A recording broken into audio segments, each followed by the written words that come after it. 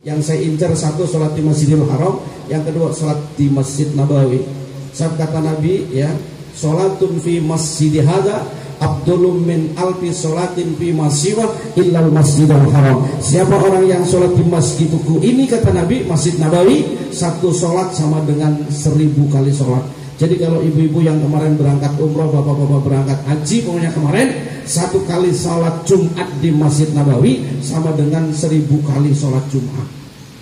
Lebih dahsyat lagi, sholatun fil Masjidil Haram abdulum min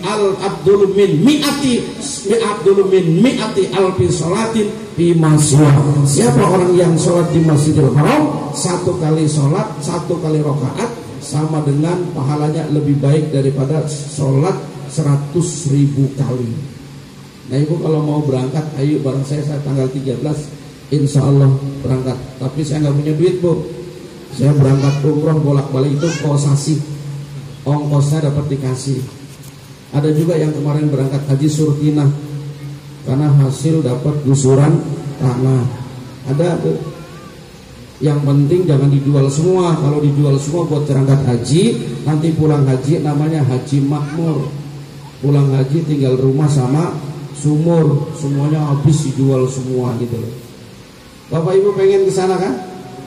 Gak usah pakai duit, bisa pakai galon, bisa. Bisa nggak pakai galon ke Mekah? Bisa mati di tengah laut. Ada yang kemarin jalan kaki sampai, ada yang sampai kemarin lebih dari 12.000 km sampai ke sana. Ada yang naik sepeda sampai, ada sampai.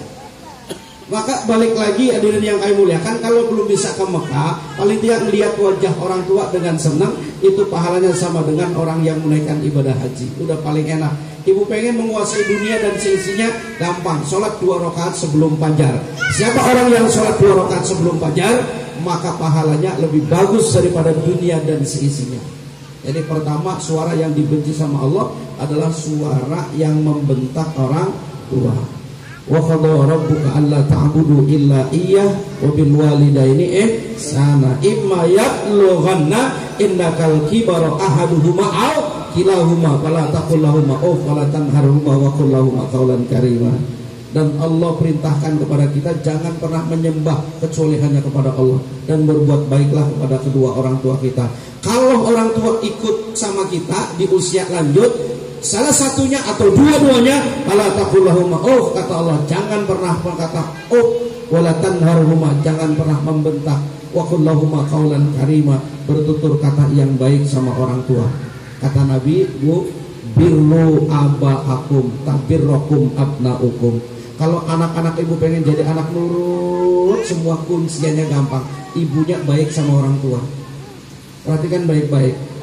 Kita ini semua yang hadir di sini pengen punya anak yang nurut, yang baik, ya kan?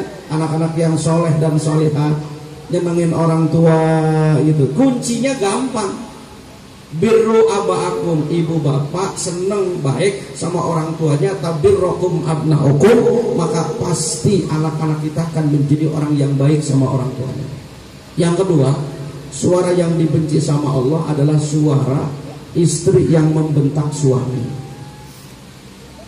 Kalau di rumah kita istri berani bentak suami, itu saat itu pula Allah murka.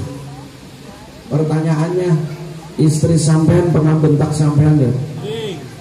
Dah ditanya. Udah ibu diam aja, belum diam. Istri bapak pernah bentak atau sering? Atau gini aja deh, gini. Pak lihat ke sini sebentar. Insya Allah 5 menit lagi turun saya.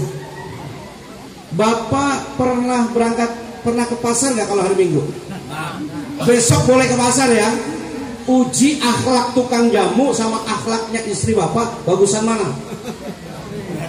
Bapak minum jamu besok nih, boleh dipraktekin nanti. Begitu minum jamu, uang 10.000, 5.000-an gak ada kembalinya. Bapak ngomong, mbak ambil aja. Ngomong apa tukang jamu?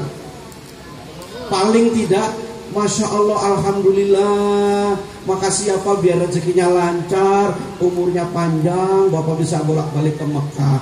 Itu 5.000. Nah, besoknya Bapak kasih uang 5.000 ke istri.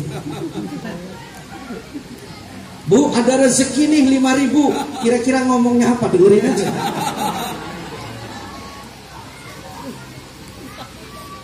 Bu, dengerin kupingnya. Ini saya lagi ngaji nih. Sebab kata Nabi, la yashkurullah, tidak dianggap bersyukur kepada Allah man la yashkurun nas, orang yang tidak pernah ngerti terima kasih sama orang.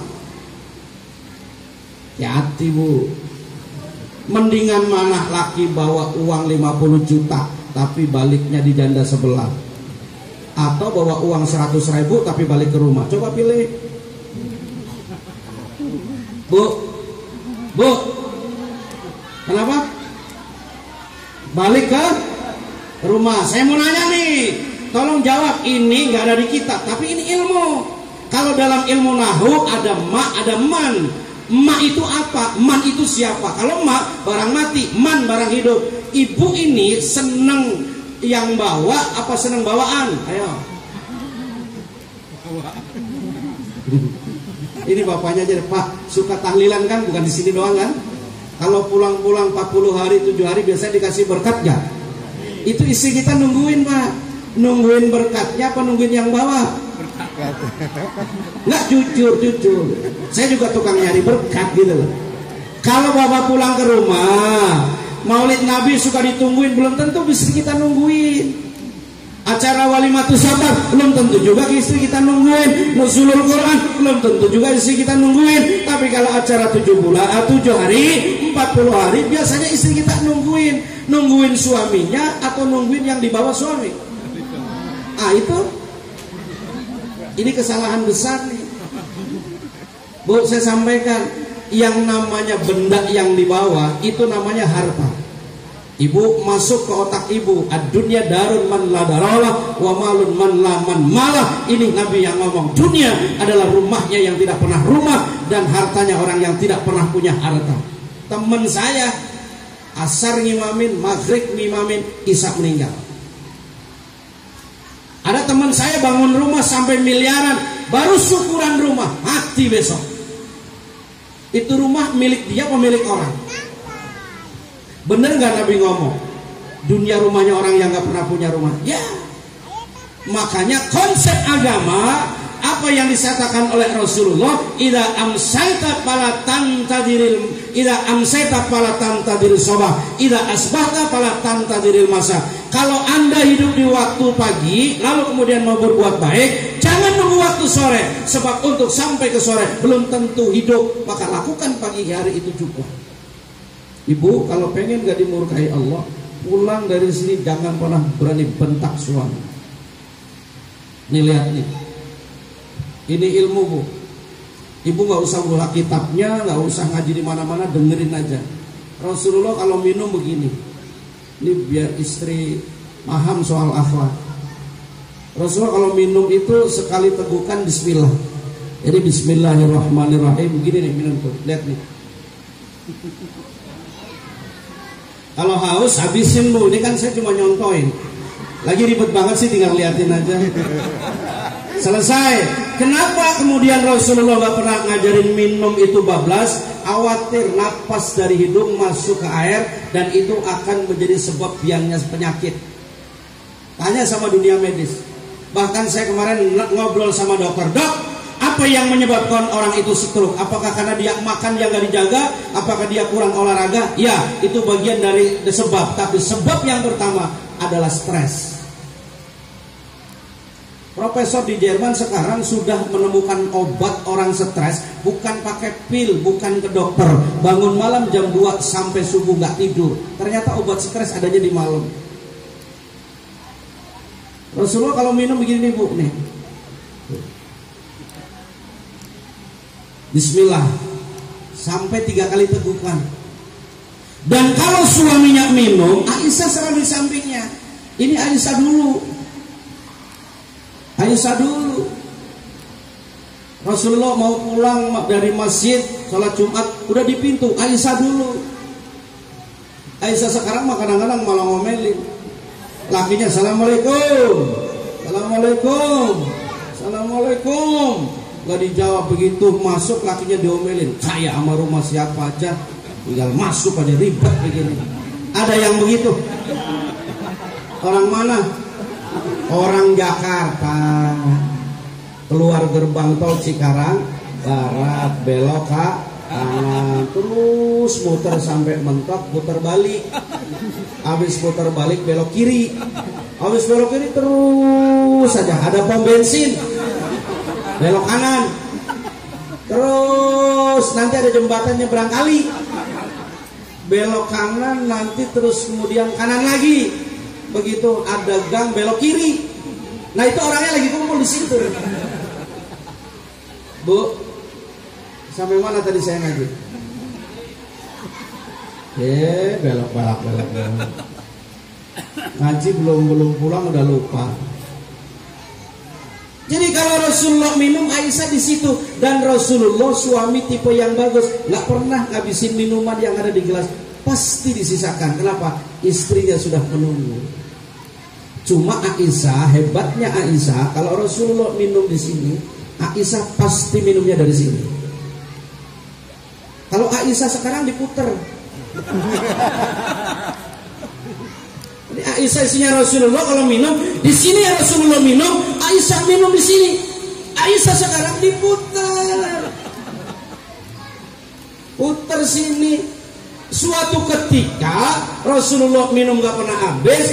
Suatu ketika Rasulullah minum habis. Habis si minum, Aisyah ngomong, ya Rasulullah, gak pernah manggil ya Muhammad, gak berani malaki. Ya Rasulullah, kenapa engkau habiskan? Bukankah aku juga butuh minuman sisa dari engkau ya Rasulullah? Rasulullah menjawab, wahai Aisyah, maafkan saya. Air yang aku minum adalah tidak seperti biasanya. Airnya sangat enak, nikmat, lezat sekali. Bagaimana dan siapa yang bikin Aisyah? Ya Humairah. Ternyata yang bikin Aisyah, saking merasa senangnya dihabiskan sama Rasulullah, Aisyah langsung ke belakang dan tidak bikin air lagi. Ternyata di situ Aisyah baru sadar waktu bikin minuman, ternyata Aisyah bukan ngasih gula, tapi ngasihnya garam.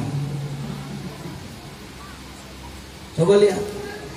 Begitu air itu asin, supaya istrinya tidak kecewa, Rasulullah menghabiskan airnya. Apa tujuannya? Istrinya biar nggak tahu, istrinya biar nggak kecewa. Maka Rasulullah bilang, ini minuman yang paling enak. Aisyah masuk ke dalam, ternyata salah ngasih. Rasulullah tidak makan. Tanda suami itu sempurna. Besok boleh dicoba untuk ngetes suami ibu saya nggak main. Boleh ya, boleh coba. Bikin kopi dikasih gak garam, kira-kira kopi dihabisin gak? Kalau sampai dihabisin, berarti itu tipe suami Rasulullah. Tapi kalau ngomong picek mata lo, Abu Jahal ke grupnya. Kenapa Bu? Dilaksanakan boleh. Tapi kalau lakinya marah jangan salahin saya ya. Ntar dibilang no yang ngajarin gak jelas no. Bukan yang ngajarin gak jelas, laki lo yang gak jelas. Itu boleh untuk menguji sejauh mana. Istri juga sama. Jangan pernah sama laki itu ngeremehin. Ini sekarang mohon maaf saya buka kartu. Banyak istri sekarang itu merasa kehilangan kalau udah hilang. Saya kalau ngaji dari Indramayu, dari Banten, dari Serang, kadang-kadang selalu dari Cibaliung, Cikesik sampai rumah kadang-kadang jam 4 pagi. Itu jam 4 pagi di kali itu depan pondok pesantren yang gede, itu banyak bapak-bapak mancing.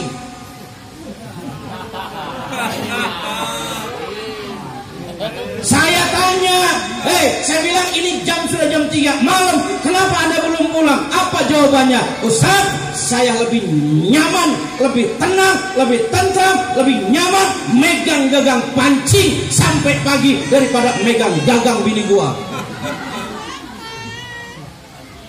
Allah Nabi Muhammad. Jadi suara ibu yang sampai membentak lakinya itu, murkanya Allah datang. Bu, tadi itu anak yang dihitan, dia udah jelasin. Ajaran Islam apa yang merugikan orang? Saya pengen tahu ya. Sunat, nyakitin, siapa bilang? Kita lebih enak pak laki-laki disunah sakitnya sekali. Coba bini kita berapa kali sakitnya. Kalau dia melahirkan sampai 12 kali, sakitnya sampai 12 kali. Kita mah sekali potong doang. Nah sekarang yang dipotong yang sakit siapa? Bapak. Yang nikmatin enak siapa? Jawab. Perempuan yang bikin nikmatin enaknya. Makanya kata Allah dalam Al-Quran, innama kana qaulal mu'minina idza du'u ila Allah wa rasulih liyahkuma bainahum ayyaqulu sami'na wa ata'na. Orang-orang yang beriman ketika Allah panggil, tidak ada kata lain kecuali kalimat yang keluar, sami'na wa ata'na, saya dengar dan saya siap mentaatinya. Jamaah haji sekarang udah mulai pada pulang. Emang enak orang berangkat haji? Capek iya, berdesakan iya, uang keluar iya, keluarga ditinggalkan iya, rumah ditinggalkan, harta benda ditinggalkan. Cuma bagi orang yang beriman, innama kana qaulal mu'minina, ketika orang-orang beriman dipanggil oleh Allah, sami'na wa ata'na, yang keluar dari mulut mereka dengar dan siap menjalankan. Wujuda khidmatihi ma aujaba alaika illa dukhula jannatihi. Yang Allah perintahkan kepada kita tidak ada tujuan yang lain Allah kecuali Allah ingin memasukkan kita ke dalam surga. Alhamdulillah. Udah sampai ke berapa? Kedua tadi. Suara yang dibenci itu adalah suara perempuan istri yang membentak. Ibu boleh juga protes sama suami. Ibu kenal sahabat Umar ya? Kalau ibu ngaji di kitab Ihya Ulumuddin, ada cerita sahabat Umar nemuin tamunya. Ada bapak-bapak datang kepada sahabat Umar, jengkel sama istrinya, tiap hari ngomel mulu. Datang ke rumah sahabat Umar, begitu mau masuk ke rumah sahabat Umar, nggak jadi masuk. Kenapa? Di dalam sahabat Umar lagi diomelin bininya. Ternyata bini tukang ngomel bukan sekarang doang, sahabat Umar juga diomelin. Apalagi kayak kita, biar kata kumis 2 meter, kalau udah masuk rumah mah nggak ada nyalinya. Iya apa enggak? Iya apa enggak? Iya. Yang nggak punya kumis apalagi kumis yang gede aja nggak berani. Iya apa enggak? Iya. Bu, ibu boleh bilang sama laki, mas itu bininya sahabat Umar aja ngomel, apalagi saya. Akhirnya tuh laki-laki gak jadi ngadu, balik lagi. Sahabat Umar tahu, sahabat Umar keluar dipanggil, ya Fulan bin Fulan, apa yang Anda akan mau sampaikan? Ternyata orang itu menyampaikan, ya sahabat Umar, saya mau ngadu, istri saya galak, istri saya cerewet, tapi saya gak jadi menyampaikan kepada engkau wahai Amirul Mukminin, karena engkau pun lagi diomelin. Kenapa engkau tidak menjawab? Sahabat Umar menjawab, wahai Fulan bin Fulan, bagaimana saya mau menjawab bawel dan cerewetnya istri saya? Saya nggak berani diam. Kenapa? Istri saya sudah menghidupi anak saya, udah ngurusin anak saya, udah mau ngerawat rumah saya, udah mau masakin buat saya. Maka saya tidak berani membentak istri saya. Tapi Pak, Bapak boleh juga ngomong, bersihin rumah memang tugasnya suami, nyuci baju tugasnya suami, ngurus anak juga tugasnya suami, ngasih makan juga tugasnya suami. Tapi bapak boleh nyuruh. Nah buat apa kalau udah istri gak disuruh? Tinggal ngomong aja, beresin rumah. Ini suka ngaji tapi jangan bikin dosa. Banyak sekarang perempuan itu ngajinya 5 menit, jelekin orangnya sehari semalam. Kadang-kadang mau berangkat ngaji aja udah bikin gedek, bikin susah, bikin pusing lakinya. Mau berangkat ke majlis taklim ngomong, nanti saya pulang jam 2 karena mau ada walimatus safar, agak lama pulangnya. Nanti anaknya yang pulang itu dijemput jam 11, yang satu jam setengah 12. Nah anak kita yang paling kecil nanti dia nggak mau makan kalau nggak pakai ceplok telur. Tolong diceplokin telurnya, jangan terlalu asin. Habis itu nasinya jangan terlalu banyak. Nah kalau yang satunya dia agak rewel, bakso nggak pakai bihun, dia nggak pakai bawang, nggak pakai ini. Nah nanti kalau hujan jemuran itu di atas, tolong diambilin, dilipetin, masukin lemari. Terus kalau udah tolong dibersihin. Itu mau ngaji mau nyiksa, mau ngaji mau nyiksa. Allah Nabi Muhammad. Terakhir ada suara yang paling dibenci sama Allah adalah suara murid yang membentak gurunya. Ini tolong sampaikan ke anak-anak kita. Sekarang Banyak gak orang pintar? Sekolahan banyak apa enggak? Lulusan sarjana banyak apa enggak? Banyak, tapi cari orang bener susah. Karena sekarang banyak murid kadang-kadang bentak gurunya, termasuk orang tuanya. Saya adalah bagian dari guru yang kadang-kadang wali santri itu nggak tahu juntrungannya udah ngomel-ngomel. Itu di mana-mana, kadang-kadang perpisahan nggak ngerti. Nah ini tolong Bu, Profesor Dr. Kiai Haji Sairozi itu beliau cerita dari mulai sekolah MI, setiap hari sekolah dibawain pisang, dibawain mangga.